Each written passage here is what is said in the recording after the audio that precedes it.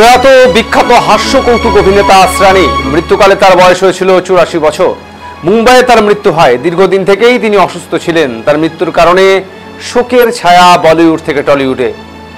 সোমবার আলোর উৎসব দীপাবলির দিনই জীবন প্রদীপ নিভে গেল এই বর্ষিয়ান বিখ্যাত অভিনেতার। 1941 সালের 1 জানুয়ারি রাজস্থানের জয়পুরে তার জন্ম।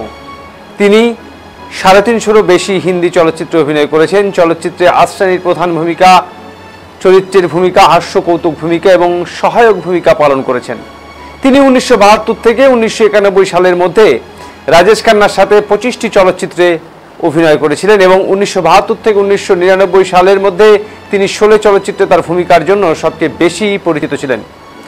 16 সিনেমার আসরানীর সবচেয়ে জনপ্রিয় ডায়লগ ছিল হাম ইংরেজো কি জমানো কে জেলার হ্যায়। এই ডায়লগের মধ্য দিয়েই তাকে জনপ্রিয় করে তুলেছিল। আসরানীর ভালো নাম ছিল গোবর্ধন আসরানী।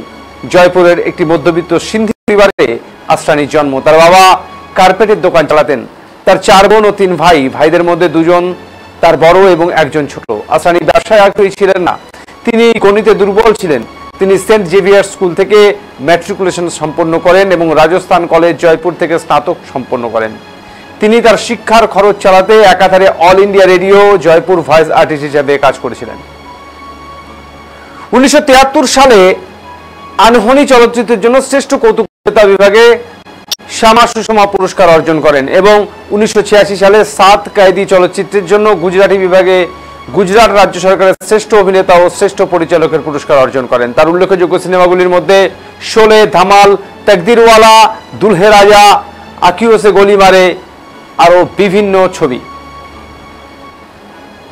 তার মৃত্যুতে গভীর শোক প্রকাশ করছে ডিজিটাল বাংলা পরিবার।